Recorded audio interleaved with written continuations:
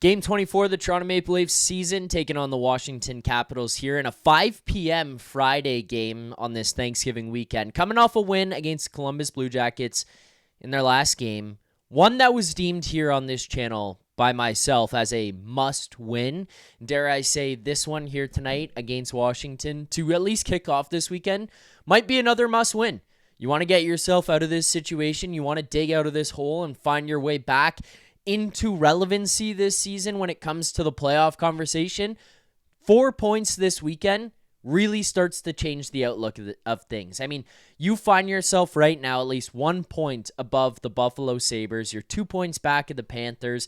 You're chasing down the Rangers, the Blue Jackets, the Red Wings, the Flyers, the Habs, the Penguins, who all sit at 27 points right now, while you have 23. You start to rattle off a couple of points. You start to rattle off some wins. You take some wins and some points away from some other Eastern Conference teams. You find yourself in a much more favorable position. Now, I've made it pretty clear at this point, I don't trust this team to do anything when it comes to the playoffs in terms of going far, winning rounds, whatever. But if they want to at least get to the playoff conversation and just put themselves into the postseason, you got to start putting together some points here now before the conversation has to come around. Is it time to say, scrap this season, let's start again next year? So we'll break down today's game. We'll break down our line combinations in today's video. This is Game Preview presented by Bet365. As always, I'm Zach Phillips.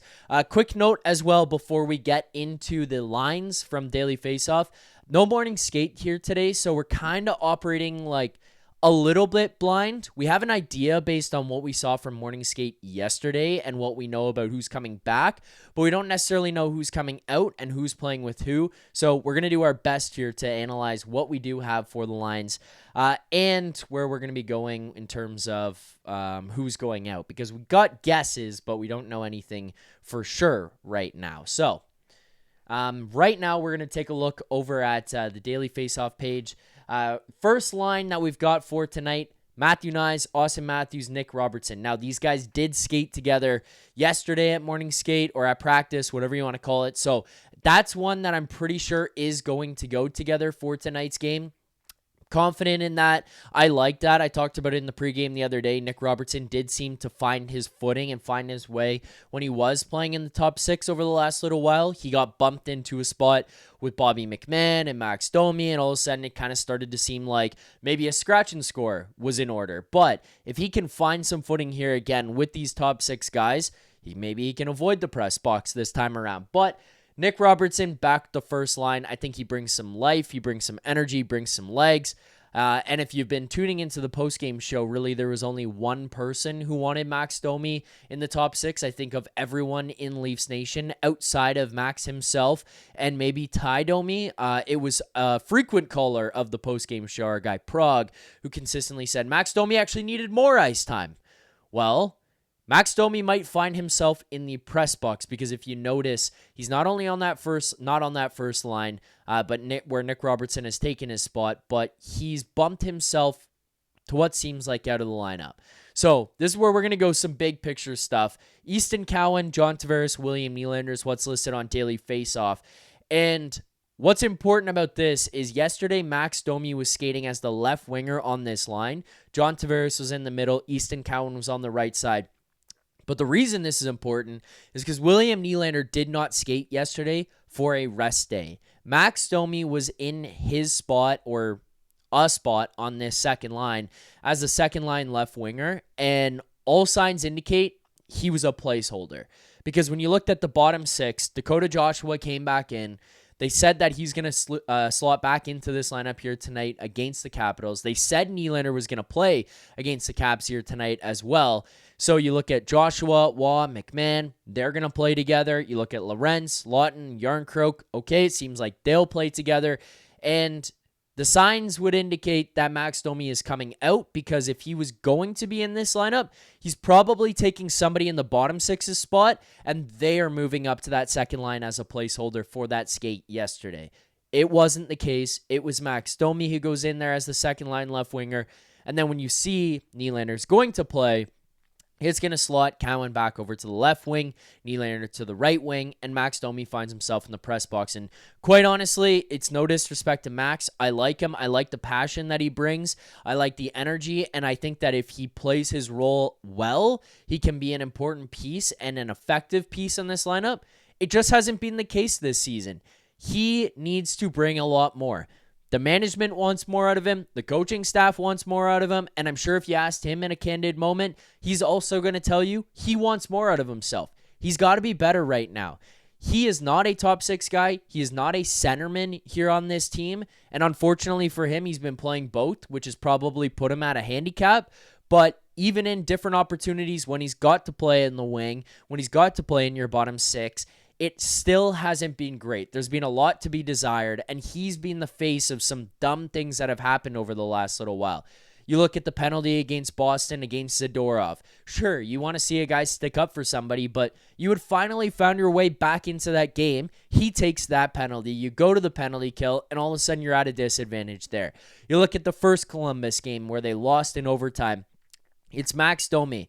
The pass directly to the tape of the Blue Jackets defender that he telegraphed from a mile away that leads to Fantilli beating him up the ice and scoring the OT winner. You look at the one against Columbus the other night where it's him on the half wall, makes a bad soft pass up the wall to Troy Stetcher, puts him in a bad spot. Columbus goes the other way, and Werenski opens the scoring in that one. Like, it's a couple of these bad plays that just really stand out, and then you wonder, outside of that, what has he really done? He hasn't been that effective offensively. He hasn't scored that many goals or created that many chances, and he's a net negative defensively right now. So Max Domi is causing some problems when he's on the ice. I think a reset will do him good. Dakota Joshua just had one. We'll see what he brings to the lineup today. But hopefully, Max Domi can get a little bit of a kick in the ass, kicked into gear here today, and this can be something that wakes him up if he comes back in the lineup tomorrow, or if this lineup works without him here tonight. Maybe there's some decisions that have to be made. One thing you'll note as well, he goes to the press box. Matias Maccelli does not slot back in here. Dakota Joshua is in this lineup. Maccelli still in the press box for tonight because you look at the rest of that bottom six, Joshua, Watt, McMahon, Lorentz, Laughton, and Järnkrok, they're going to fill out that bottom six, and I think rightfully so. Maccelli has not been better than anybody in that bottom six, maybe other than Dakota Joshua, who just took his time out and sat in this press box for the last game against Columbus, but Maccelli has not been better than anybody here. And when you talk about defining roles for this group, I mean, you could look at that third line right now and say, that's a checking line.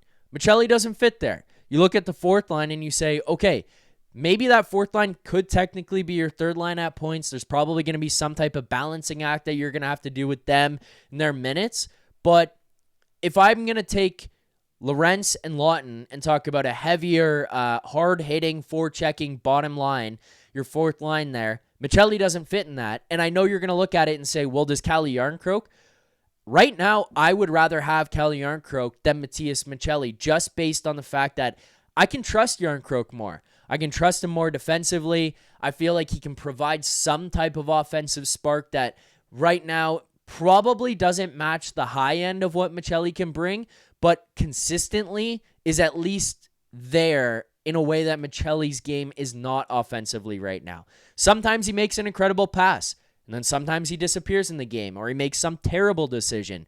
So from that standpoint, this bottom six is better constructed with Matias Maccelli in the press box. And obviously, we do find that a guy like Max Domi finds his way out of the lineup here. Scrolling down to your defensive pairs for this one, Morgan Rielly, Ekman-Larsson remains as your first pair. Honestly, just first of all, credit to Ekman-Larsson. He's been amazing this season. Started slow, has been awesome since. He's probably been, what I said the other day, one of the unsung heroes of this defensive group. You know, you look at him, he's chewing up minutes with Tanev out, McCabe not playing that great, Carlo out of the lineup as well. Ekman-Larsson should be your 5-6, and he's been playing on your top pairing, playing against some of the toughest matchups of the other team right now. He's playing some special teams either way. He's helping out late in games, defending leads, trying to get leads back. Like, OEL has just been a guy that they've been able to turn to and be like, you need to fill this role, and he said, yep, I got it.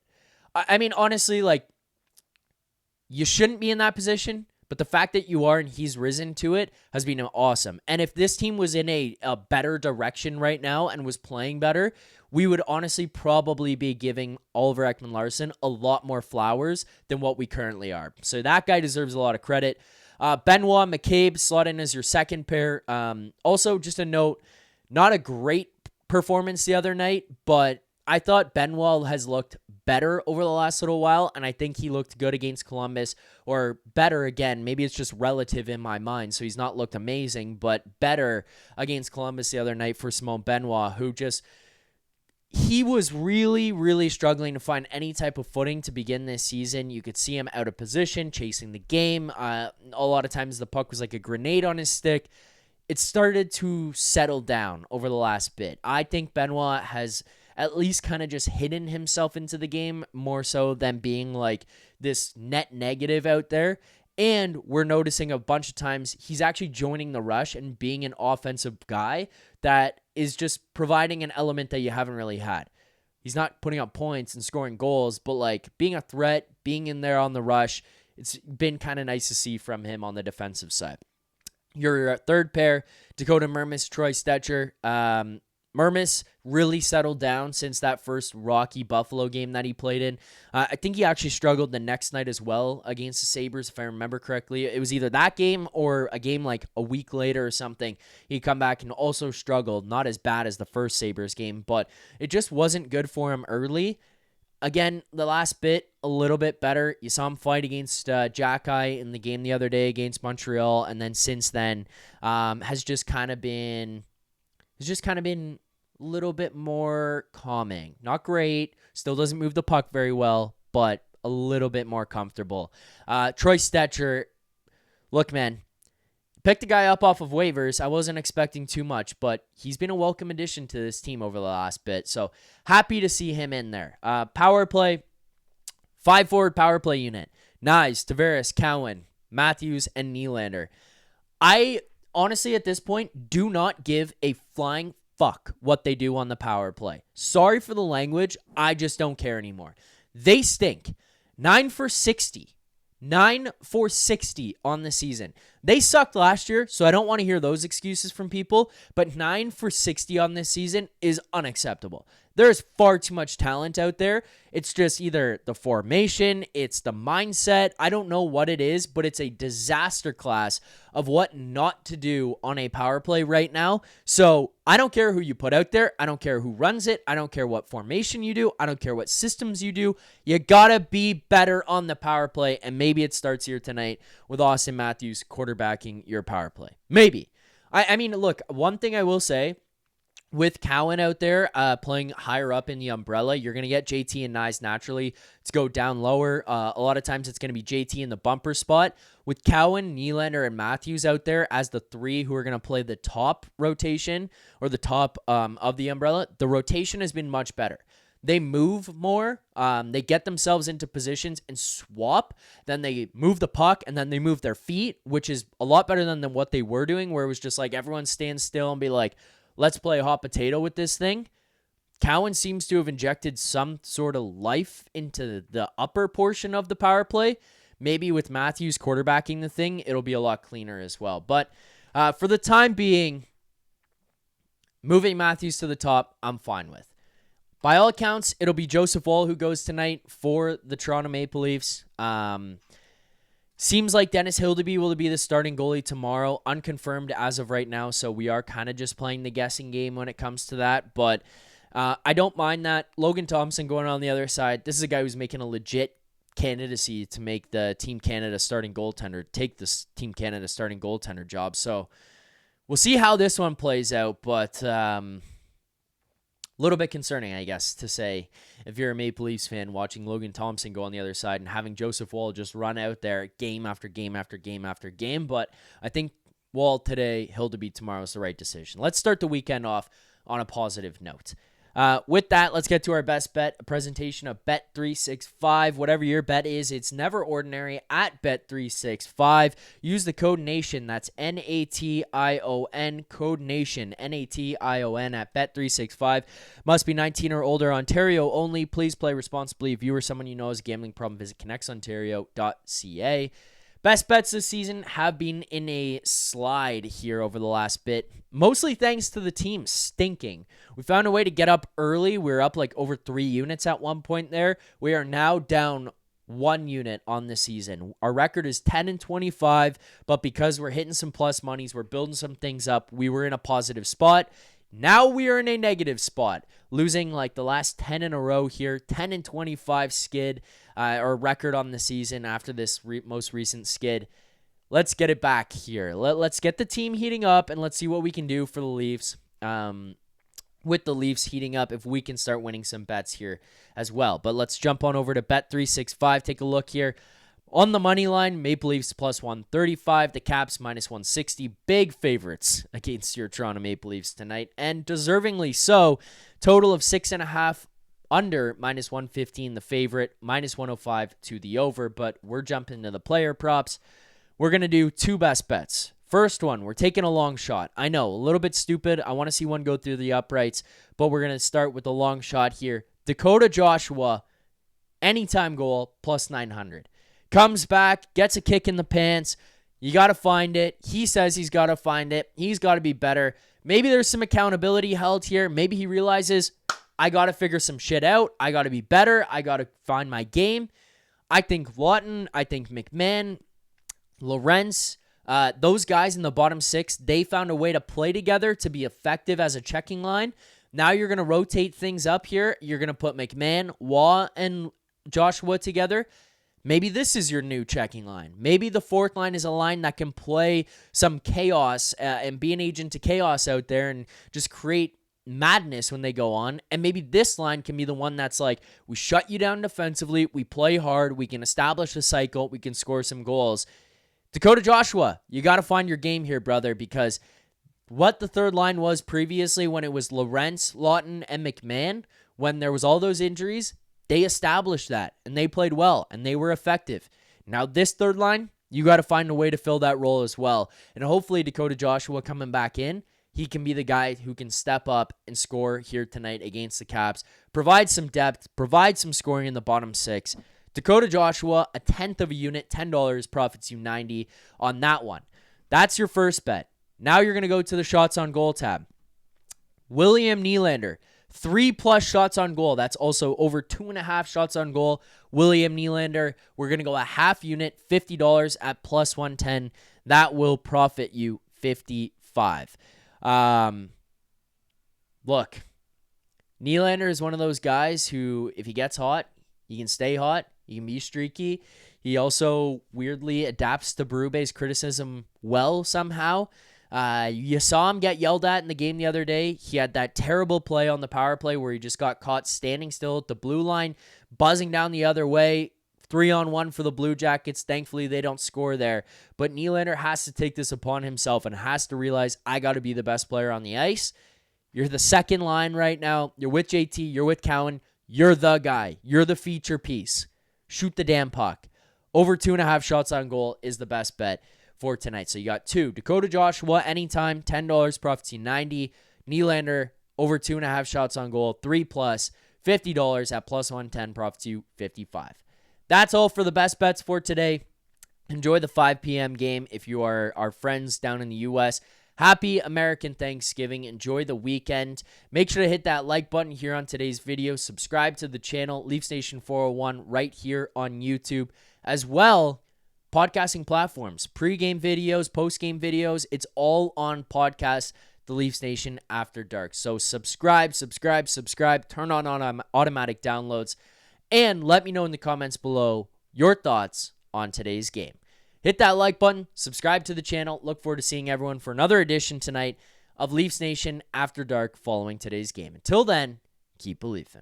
For more content just like this, including game previews, post-game live shows, Leafs Morning Take, Monday through Friday with Nick Alberga and Jay Rosehill with special guests, as well as instant reaction videos. Make sure to be subscribed here to the Leafs Nation YouTube channel. Turn on notifications so you don't miss anything, and drop a like.